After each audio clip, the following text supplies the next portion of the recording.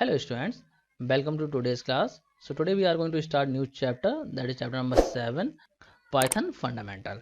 Okay, तो इस chapter में हम पाइथन के फंडामेंटल को डिस्कस करेंगे। मतलब क्या है, पाइथन प्रोग्रामिंग की जो भी बेसिक कॉन्सेप्ट है उनको डिस्कस करने वाले हैं इस चैप्टर में। तो ये चैप्टर काफ़ी इंपॉर्टेंट है, ध्यान से समझ लेना आप लोग, क्योंकि ज़्यादातर बच्चे क्या करते हैं, इस चैप्टर को हल्के में ले लेते हैं और वो बेसिक जो कॉन्सेप्ट है उनको समझते नहीं है, फिर बाद में प्रॉब्लम फेस करनी पड़ती है उन्हें प्रोग्रामिंग में। तो जो बेसिक चीज़ें हैं वो आपको बहुत अच्छे से क्लियर होनी चाहिए, जिससे कि जो आगे की प्रोग्रामिंग है वो आपके लिए ईजी हो जाए और जो प्रोग्रामिंग बेस्ड क्वेश्चन आते हैं उनको आप इजीली सॉल्व कर पाएँ। ओके, तो चलिए करते हैं इस चैप्टर को स्टार्ट और डिस्कस करते हैं इस चैप्टर के टॉपिक्स को। Character set. करेक्टर सेट देखिए क्या है। करेक्टर सेट जो है वो एक तरीके से करेक्टर्स का ही एक सेट है जिसकी हेल्प से हम प्रोग्रामिंग करते हैं। मतलब क्या है, ये कुछ करेक्टर्स होते हैं जिनकी हमें प्रोग्रामिंग में रिक्वायरमेंट होती है। जब भी हम कोई प्रोग्रामिंग करते हैं तो उसके लिए कुछ करेक्टर्स की हमें रिक्वायरमेंट होती है जिनकी हेल्प से हम प्रोग्रामिंग को कर पाते हैं। उसमें आपके ऐसे करेक्टर सेट हो सकते हैं या फिर यूनिकोड करेक्टर सेट भी हो सकते हैं। ओके, तो देख लेते हैं कौन कौन से करेक्टर सेट्स की रिक्वायरमेंट होती है हमें। देखिए, लेटर्स की रिक्वायरमेंट होती है, चाहे वो आपके कैपिटल में हो या स्मॉल में हो, इन लेटर्स की रिक्वायरमेंट होती है, क्योंकि प्रोग्रामिंग जब हम करेंगे तो हमें लेटर्स की रिक्वायरमेंट होगी। ओके, नेक्स्ट हमें डिजिट्स की रिक्वायरमेंट होती है। मतलब नंबर्स को अगर हमें टाइप करना है तो हमें डिजिट्स भी चाहिए होंगी, तो 0 to 9 नंबर्स की रिक्वायरमेंट होती है। ओके, इसके बाद में कुछ स्पेशल करेक्टर्स होते हैं, उनकी रिक्वायरमेंट होती है हमें, जैसे कि प्लस है, मल्टीप्लाई है, डिवीजन है, या फिर पैरेंथेसिस है, या ब्रेसेस हैं, या फिर इक्वल का साइन है। इस तरीके से जो करेक्टर्स हैं इनकी रिक्वायरमेंट होती है हमें प्रोग्रामिंग के लिए। मतलब ऐसे सिंबल्स को भी हमें टाइप करना पड़ता है प्रोग्रामिंग, बहुत जगह हमें रिक्वायरमेंट होती है इनकी। तो ये भी हमारे करेक्टर सेट हैं जिनकी हमें रिक्वायरमेंट होती है प्रोग्रामिंग करने के लिए। ओके, नेक्स्ट है वाइट स्पेसेस। तो वाइट स्पेसेस का मतलब क्या है, ब्लैंक स्पेस है, कोई आप स्पेस देते हैं या कोई टैब की देते हैं, वो सारी चीज़ें आपकी आती हैं वाइट स्पेसेस में। ठीक है, कोई कैरेज रिटर्न है, कोई न्यू लाइन दे रहे हैं आप, फॉर्म फीड दे रहे हैं, तो वो सारी आपके वाइट स्पेसेस में आ जाएंगे। तो इनकी भी हमें रिक्वायरमेंट होती है, क्योंकि हमें प्रोग्राम में कहीं ना कहीं तो स्पेस देना होगा, कहीं ना कहीं तो टैब की रिक्वायरमेंट होगी, तो हमें वाइट स्पेसेस की भी रिक्वायरमेंट पड़ती है। ओके, और कुछ अदर करेक्टर्स भी होते हैं, जैसे कि एस्की कोड है या फिर यूनिकोड करेक्टर्स हैं, इनकी भी रिक्वायरमेंट हमें कभी कभी प्रोग्रामिंग में पड़ जाती है। ओके, तो यही होते हैं हमारे करेक्टर सेट जिनकी हेल्प से हम प्रोग्रामिंग को करते हैं। आई होप आपको इतनी चीज़ समझ में आ गई होगी। तो अब डिस्कस करते हैं टोकन्स को। तो टोकन्स क्या होते हैं, देखिए, टोकन्स जो है प्रोग्राम की स्मॉलेस्ट इंडिविजुअल यूनिट को बोलते हैं। मतलब प्रोग्राम की जो भी स्मॉलेस्ट इंडिविजुअल यूनिट होगी उसको हम बोलेंगे टोकन। ओके, तो इसको एक एग्जांपल की हेल्प से समझ लेते हैं। देखिए यहाँ पे सपोज कि एक इंग्लिश सेंटेंस है, तो इस सेंटेंस में देखिए टोकन्स क्या क्या हैं। यहाँ पे देखिए जो टोकन्स होंगे वो होंगे आपके वर्ड एंड पंचुएटर्स। वर्ड देखिए जो भी वर्ड हैं वो सारे आपके टोकन्स हैं, और पंचुएटर में देखिए जो इन्वर्टेड कॉमा है, एक्सक्लेमेशन मार्क है, कॉमा है, ठीक है, जहाँ जहाँ भी कॉमा लगा हुआ है या इन्वर्टेड कॉमा लगा हुआ है या फिर आपका डॉट लगा हुआ है, ये सब आएंगे पंचुएटर्स में। तो यहाँ पे टोकन्स हो गए वर्ड एंड पंचुएटर्स। ओके, अब इसी तरीके से देखते हैं प्रोग्राम का एग्जाम्पल। तो यहाँ पे देखिए पाइथन प्रोग्राम है हमारे सामने। तो इस पाइथन प्रोग्राम में देखिए टोकन्स क्या क्या हैं। देखिए यहाँ पे नेम, एज, सैलरी, ये क्या है, आइडेंटिफायर है। ठीक है, ये तो होगा हमारे आइडेंटिफायर, और ये इनकी जो वैल्यू है इन्हें बोलते हैं हम लिटरल्स। देखिए जो अब है ये स्ट्रिंग टाइप का लिटरल है। ठीक है, इसी तरीके से 25 एंड 15,000 जो है वो इंटीजर टाइप के लिटरल्स हैं। ठीक है, इन्हें वैल्यूज भी बोल सकते हैं या आप बोल सकते हैं लिटरल्स। ठीक है, ये स्ट्रिंग टाइप का लिटरल था और ये जो हमारे इंटीजर टाइप के लिटरल्स हैं। ओके, एंड यहाँ पे देखिए जो प्रिंट है ये हमारा एक कीवर्ड है। ठीक है, और यहाँ पे देखिए जो आपके डबल कोट हैं, कॉमा हैं, जहाँ जहाँ भी डबल कोट या कॉमा लगे हुए हैं ये हो जाएंगे हमारे पंचुएटर्स। ओके, तो इस तरीके से एक पाइथन प्रोग्राम के अंदर ये सारी चीज़ें हो सकती हैं। ओके, तो ये जो इंडिविजुअल यूनिट है, आइडेंटिफायर हो गया, कीवर्ड हो गया, या पंचुएटर करेक्टर्स हो गए, या फिर आपके लिटरल्स हो गए, इन्हीं को हम बोलते हैं टोकन्स। ओके, आई होप आपको इतनी चीज़ समझ में आ रही होगी। तो चलिए डिस्कस कर लेते हैं पाइथन में कौन कौन से टोकन्स होते हैं। तो पाइथन में जो है वो आपके ये टोकन्स होते हैं, देखिए, keywords, identifiers, literals, operators and punctuators. तो अब इनको वन बाय वन डिस्कस कर लेते हैं, जिससे कि आप इनको और अच्छे से समझ पाएँ। ओके, तो पहले डिस्कस करते हैं कीवर्ड्स को। तो कीवर्ड्स क्या होते हैं, देखिए, keyword are the special word which convey special meaning to the interpreter. तो मतलब क्या हुआ, जो कीवर्ड हैं वो स्पेशल रिजर्व वर्ड होते हैं जो पाइथन इंटरप्रेटर को एक स्पेशल मीनिंग कन्वे करते हैं। मतलब ये कुछ स्पेशल वर्ड होते हैं, आप जहाँ भी प्रोग्राम में लिख दोगे तो वहाँ पर कुछ स्पेशल फंक्शन परफॉर्म होगा। मतलब क्या है, जो पाइथन इंटरप्रेटर होगा वो उसके अकॉर्डिंग फंक्शन को परफॉर्म कर देगा। मतलब जो भी वर्ड लिखेंगे आप उस वर्ड के अकॉर्डिंग वहाँ पे फंक्शन को परफॉर्म करेगा। तो ये कुछ स्पेशल वर्ड होते हैं जिनका कि प्रोग्राम में कुछ स्पेशल मीनिंग होता है। तो देख लेते हैं कौन कौन से पाइथन में कीवर्ड्स होते हैं। ओके, तो देखिए यहाँ पे मैंने टेबल डिस्प्ले की है, ये कीवर्ड की टेबल है। ये जितने भी यहाँ पे वर्ड लिखे हुए हैं ये सारे कीवर्ड होते हैं पाइथन में। जैसे कि फॉल्स है, डेल है, फॉर है, इन है, ये सारे के सारे जो हैं वो आपके कीवर्ड हैं। ठीक है, और इनको प्रोग्राम में जहाँ भी आप लिख देंगे वहाँ पे कोई ना कोई स्पेशल फंक्शन परफॉर्म होगा। मतलब क्या है, जो इंटरप्रेटर है कोई ना कोई स्पेशल टाइप का फंक्शन वहाँ पे परफॉर्म करेगा, वो समझ जाएगा कि ये जो वर्ड लिखा गया है ये एक कीवर्ड है। ओके, आई होप आपको कीवर्ड का कॉन्सेप्ट समझ में आ गया होगा। अब बात करते हैं आइडेंटिफायर की।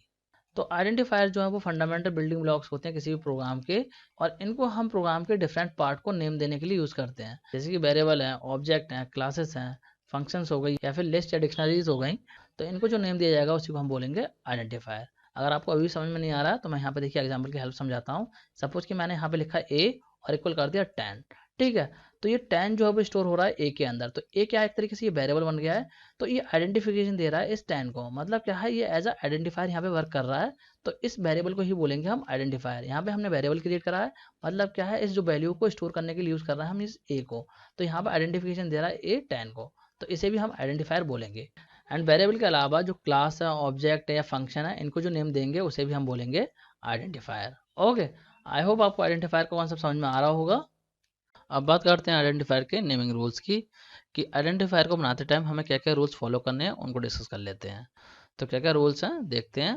फर्स्ट रूल है, the first character of the identifier must be an alphabet और अंडरस्कोर।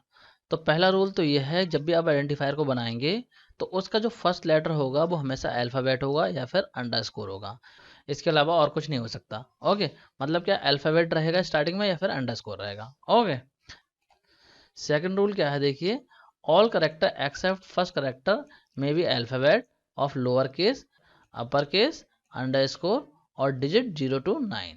तो मतलब क्या है, जो आइडेंटिफायर का नेम होगा उसमें आपके अल्फाबेट आ सकते हैं, चाहे वो स्मॉल लेटर में हो चाहे कैपिटल लेटर में हो, वो सारे आ सकते हैं।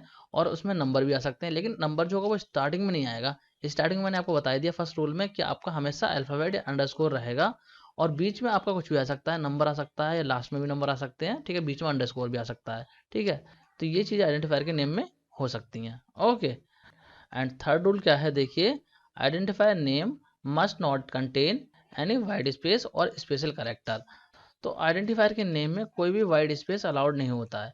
वाइड स्पेस का मतलब क्या है, कोई भी स्पेस अलाउड नहीं होता है। अगर आप कोई भी स्पेस देंगे तो वो इनवैलिड हो जाएगा आइडेंटिफायर। बीच में कोई भी स्पेस आप नहीं दे सकते और ना ही कोई स्पेशल करेक्टर दे सकते हैं, जैसे कि @ है, हैश है या एम्परसेंट है। इस टाइप के कोई भी स्पेशल करेक्टर आप आइडेंटिफायर के नेम में नहीं दे सकते। सिर्फ और सिर्फ आपका अंडरस्कोर अलाउड होता है, और कोई भी स्पेशल करेक्टर आइडेंटिफायर के नेम में अलाउ नहीं होता है। ओके, नेक्स्ट रूल क्या है देखिए, identifier name must not be keyword defined in Python language.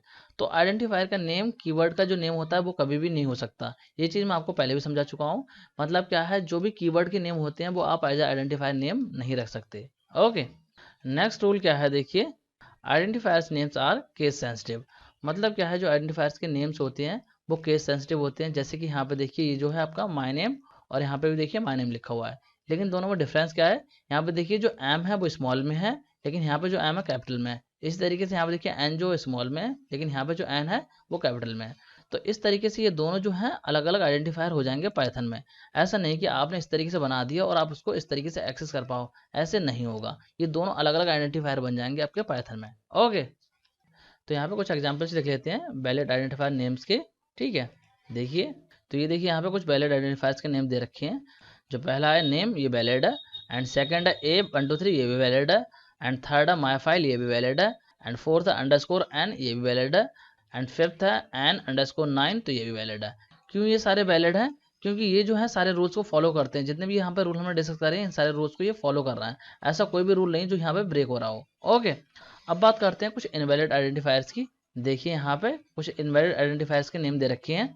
तो यहाँ पे देखिए फर्स्ट है हमारा 1A, तो ये इनवैलिड है। क्यों इनवैलिड है, क्योंकि यहाँ पे स्टार्टिंग में देखिए आपका नंबर आ गया है, तो स्टार्टिंग में कभी भी नंबर नहीं आता है। हमने यहाँ पे देखा था स्टार्टिंग हमेशा अल्फाबेट या फिर अंडरस्कोर से होती है, तो इसीलिए इनवैलिड है। सेकंड वाला इनवैलिड है। सेकंड वाला इनवैलिड क्यों है, क्योंकि इसमें स्पेशल करेक्टर आ गया है, तो स्पेशल करेक्टर भी इसमें अलाउड नहीं होते हैं, ये भी हमने इस रूल में देखा था। ओके, थर्ड वाला भी इनवैलिड है। क्यों इनवैलिड है, क्योंकि यहाँ पे बीच में देखिए स्पेस आ गया है, तो हमने देखा था यहाँ पे कि बीच में वाइड स्पेस अलाउड नहीं होते हैं, ठीक है। तो बीच में स्पेस अलाउड नहीं होगा, आप यहाँ पे अंडरस्कोर लगा दोगे तो ये वैलिड हो जाएगा। ओके, तो आई होप आपको समझ में आ गया होंगे किस तरीके से आइडेंटिफायर को बनाते हैं और क्या क्या रूल्स को हमें फॉलो करना होगा जब भी हम आइडेंटिफायर को बनाएंगे। अब डिस्कस करते हैं लिटरल्स को। लिटरल्स को हम वैल्यूज भी बोलते हैं। तो लिटरल्स क्या होते हैं, देखिए यहाँ पे लिटरल्स को आप कॉन्स्टेंट्स भी कह सकते हैं। जिस तरीके से आप लोगों ने मैथ्स में देखा होगा, वेरिएबल्स की वैल्यू आप पास करते हैं तो जो वैल्यू होती है उन्हीं को हम कॉन्स्टेंट बोलते हैं। तो सिंपली आप कह सकते हो डेटा आइटम्स हैं जिनकी की वैल्यू फिक्स्ड होती है। ओके, देखिए यहाँ पे मैं इसको एग्जाम्पल की हेल्प से समझाता हूँ आपको। सपोज कि मैंने यहाँ पे एक वेरिएबल बनाया है ए और यहाँ पे कर देता हूँ 10। तो यहाँ पे देखिए ए की वैल्यू जो है 10 है, तो ए तो हो गया यहाँ पे आइडेंटिफायर। ये जो ए है ये तो हो जाएगा हमारा आइडेंटिफायर, और जो इसकी वैल्यू जो 10 है इसी को हम बोलेंगे लिटरल्स। ठीक है, इसी को बोलते हैं हम लिटरल। ओके, आई होप आपको समझ में आ रहा होगा। मतलब आप सिंपली कह सकते हो जो आपके वेरिएबल्स होते हैं उनकी जो वैल्यू होती है उनको हम बोलते हैं लिटरल्स। ओके, तो अब देखते हैं पाइथन में कौन कौन से टाइप के लिटरल्स होते हैं। ओके, तो पाइथन में देखिए कई सारे टाइप के लिटरल्स होते हैं। पहला है इसमें स्ट्रिंग लिटरल्स, सेकंड है न्यूमेरिकल लिटरल, थर्ड है बूलियन लिटरल्स, फोर्थ है स्पेशल लिटरल नन। तो ये कुछ कॉमन टाइप के लिटरल्स पाइथन में होते हैं। ओके, आई होप आपको समझ में आ रहा होगा लिटरल्स क्या होते हैं। तो चलिए अब इनको वन बाय वन डिस्कस कर लेते हैं। जो लिटरल्स हैं इनको वन बाय वन डिस्कस कर लेते हैं। तो पहले बात करते हैं स्ट्रिंग लिटरल्स की। तो स्ट्रिंग लिटरल्स क्या होते हैं, देखिए तो जब आप किसी भी टेक्स्ट को सिंगल कोट या डबल कोट में लिख देते हैं तो उसे बोलते हैं हम स्ट्रिंग लिटरल्स। मतलब क्या है, सिंगल कोट में आप लिख दीजिए या फिर डबल कोट में लिख दीजिए तो उसे हम बोलेंगे स्ट्रिंग लिटरल। जैसे कि यहाँ पे एग्जांपल में देखिए हेलो, तो यहाँ पे देखिए सिंगल कोट में तो ये हमारा स्ट्रिंग लिटरल हो जाएगा। यहाँ पे देखिए ABC, ये डबल कोट में तो ये भी हमारा स्ट्रिंग लिटरल हो जाएगा। मतलब सिंगल कोट या डबल कोट में आप कोई भी वैल्यू रख देंगे तो उसे हम बोलेंगे स्ट्रिंग लिटरल। किसी भी वेरिएबल की वैल्यू अगर आपने सिंगल कोट या डबल कोट में रख दी तो वो as a string literal treat होगा। जैसे कि यहाँ पे एग्जाम्पल में देखिए आप, नेम के यहाँ पे आइडेंटिफायर है और एड्रेस एक आइडेंटिफायर है। तो इस नेम की जो वैल्यू है वो अब है और एड्रेस की वैल्यू जो है वो डेली है। तो यहाँ पे देखिए डबल कोड में अब है, तो इसका मतलब क्या हुआ, ये जो अब है वो स्ट्रिंग लिटरल हो जाएगा, और डेली जो सिंगल कोड में तो ये भी हमारा स्ट्रिंग लिटरल हो जाएगा। तो सिंपल है, किसी वेरिएबल की वैल्यू अगर सिंगल कोड या डबल कोड में रखी हुई है तो उसे स्ट्रिंग लिटरल बोलेंगे। ओके, तो अब बात करते हैं स्केप सीक्वेंसेस की। जो स्केप सीक्वेंसेस हैं ये हमारे स्ट्रिंग लिटरल्स का ही पार्ट है, तो इनको भी समझ लेते हैं। तो स्केप सीक्वेंसेस को हम यूज़ क्यों करते हैं, देखिए स्केप सीक्वेंसेस का यूज़ करते हैं हम किसी भी इलीगल करैक्टर को स्ट्रिंग में स्टोर करने के लिए। मतलब क्या है, अगर आपको स्ट्रिंग में ऐसा करैक्टर इंसर्ट करना है जो कि इलीगल है, जो कि स्ट्रिंग के साथ में वैलिड नहीं है, तो उसके लिए आप यूज़ करेंगे स्केप सीक्वेंसेस को। तो चलिए देख लेते हैं कौन कौन से स्केप सीक्वेंसेस होते हैं। तो देखिए यहाँ पे इस टेबल में ये सारे स्केप सीक्वेंसेस होते हैं। ठीक है, तो चलिए इनको वन बाय वन प्रैक्टिकली समझ लेते हैं। तो यहाँ पे मैं पाइथन आईडीली को ओपन कर लेता हूँ। ठीक है, तो यहाँ पे मैंने पाइथन आईडीली को ओपन कर लिया है। ठीक है, और यहाँ पे कर लेता हूँ मैं न्यू फाइल को ओपन। ठीक है, और यहाँ पे यूज़ करते हैं हम स्केप सीक्वेंसेस को। ठीक है, तो पहले स्केप सीक्वेंस क्या है उसको देख लेते हैं। तो पहला स्केप सीक्वेंस है डबल बैकवर्ड स्लैश। ठीक है, तो यहाँ पे देखिए इसका यूज़ क्या होता है, अगर आपको सिंगल बैक स्लैश को स्ट्रिंग के साथ में प्रिंट करना है तो उसके लिए आपको टाइप करना पड़ेंगे 2 बैकवर्ड स्लैश। ठीक है, तो आपका एक सिंगल स्लैश आएगा। देखिए मैं इसको करके दिखाता हूँ। यहाँ पे मैं लेता हूँ सपोज एक वेरिएबल और इसमें मैं स्टोर करता हूँ एक स्ट्रिंग। सपोज मैं लिख देता हूँ हेलो वर्ल्ड, ये मैंने लिख दिया। ठीक है, और इसको कर देता हूँ मैं प्रिंट। ठीक है, प्रिंट फंक्शन का मैं यूज बता ही चुका हूँ आप लोगों को कि प्रिंट के अंदर कोई भी वेरिएबल लिख देंगे तो उसकी वैल्यू प्रिंट हो जाएगी। अगर आप डबल कोट में लिखेंगे तो वो वैसे के वैसे ही प्रिंट हो जाएगा। ओके, तो यहाँ पे मैं लिख रहा हूँ वेरिएबल ए, तो ए की वैल्यू प्रिंट हो जाएगी। ठीक है, इसको कर देता हूँ मैं सेव, डेस्कटॉप पे सेव कर देता हूँ मैं इसको, और इसका नाम दे देता हूँ मैं escape.py। ठीक है, ये सेव हो गया। तो देखिए इसको मैं चलाता हूँ, रन करके दिखाता हूँ आपको। तो देखिए यहाँ पे हेलो वर्ल्ड आ रहा है। ओके, अब मैं चाहता हूँ जो हेलो वर्ल्ड आ रहा है मेरा, तो हेलो और वर्ल्ड के बीच में सिंगल बैकवर्ड स्लैश भी प्रिंट हो। इस तरीके से यहाँ पे सिंगल बैकवर्ड स्लैश भी प्रिंट हो। ठीक है, तो इस तरीके से आप देंगे तो हो सकता है आपका रन कर जाए, लेकिन ये प्रॉपर तरीका नहीं होता है। अगर आपको सिंगल बैकवर्ड स्लैश को स्ट्रिंग के साथ में प्रिंट करना है तो इसके लिए आपको 2 बार बैकवर्ड स्लैश को लिखना पड़ेगा, तो आपका एक सिंगल बैकवर्ड स्लैश प्रिंट हो जाएगा। देखिए मैं इसको चला के दिखाता हूँ आपको। तो देखिए यहाँ पर आ रहा है हेलो और सिंगल बैकवर्ड स्लैश, उसके बाद में वर्ल्ड आ रहा है। तो इस तरीके से आप सिंगल बैकवर्ड स्लैश को प्रिंट कर सकते हैं स्ट्रिंग के साथ में। ओके, अब बात करते हैं इसकी, जो कि हमारा backward slash and single code. तो इसको यूज करते हैं सिंगल कोड को इंसर्ट करने के लिए। देखिए मैं आपको दिखाता हूँ। सपोज की जो स्ट्रिंग है मेरी, मैं इसको इस तरीके से डिक्लेयर करता हूँ, डबल कोड ना लगा करके मैं सिंगल कोड में देता हूँ। ठीक है, यहाँ पे सिंगल कोड लिखता हूँ। ठीक है, क्योंकि हमें पता है पाइथन में हम सिंगल कोड में भी स्ट्रिंग को लिख सकते हैं। मतलब सिंगल कोड में लिखिए या डबल कोड में, बात एक ही है। ठीक है, तो स्ट्रिंग को आप सिंगल कोड में भी लिख सकते हैं। तो इस तरीके से मैंने सिंगल कोड में लिख दिया है। अब मैं चाहता हूँ कि मुझे बीच में भी एक सिंगल कोड प्रिंट कराना है। सपोज कि मुझे यहाँ पे इस तरीके से सिंगल कोड को प्रिंट कराना है। ठीक है, तो इस तरीके से इस केस में ये प्रिंट नहीं हो पाएगा। देखिए मैं चला के दिखता हूँ उसको। तो देखिए इसने यहाँ पे एरर दे दिया है और बोल रहा है इनवैलिड सिंटैक्स। ठीक है, तो इस तरीके से आप नहीं कर सकते, ये इनवैलिड आपका सिंटैक्स हो जाएगा। तो ऐसे केस में अगर आपको ये प्रिंट कराना है तो उसके लिए लगाना होगा आपको बैकवर्ड स्लैश और उसके बाद में देना होगा सिंगल कोट। तो अब ये आपका प्रिंट हो जाएगा। देखिए मैं चलाता हूँ इसको, देखिए अब हमारा ये प्रिंट हो गया है। ओके, और अगर आप चाहो तो इसको इस तरीके से भी लिख सकते थे। अगर आप चाहते हो ये लगाना चाहते हो तो आप इसको इस तरीके से लिख सकते हैं, डबल कोट में लिखिए यहाँ पे इस तरीके से। ठीक है, और लास्ट में डबल कोट लगा कर रखिए। ठीक है, इस तरीके से तब भी आपका ये प्रिंट हो जाएगा। ये देखिए, ठीक है, आई होप आपको समझ में आ गया होगा। अब बात करते हैं इसकी, जो कि है बैकवर्ड स्लैश डबल कोट। तो ये भी बिल्कुल इसी की तरह है। देखिए अगर डबल कोट आपको यहाँ पे चाहिए, इस तरीके से मुझे डबल कोट चाहिए यहाँ पे, तो देखिए अगर मैं इसको प्रिंट करता हूँ तो ये एरर जनरेट करेगा। देखिए एरर जनरेट कर रहा है। ठीक है, तो ऐसे केस में यहाँ पे हम लगा देंगे बैकवर्ड स्लैश एंड इसके बाद में ये हमारा प्रिंट हो जाएगा। देखिए ठीक है, इस तरीके से हमारा प्रिंट हो गया। या फिर आप इसको ऐसे कर सकते हैं, यहाँ पे सिंगल कोट लगा दीजिए। ठीक है, यहाँ पे स्टार्टिंग में एंड लास्ट में सिंगल कोट कर दीजिए और यहाँ पे आप बैकवर्ड स्लैश को हटा सकते हैं। ठीक है, अब ये आपका प्रिंट हो जाएगा। देखिए मैं चलाता हूँ इसको।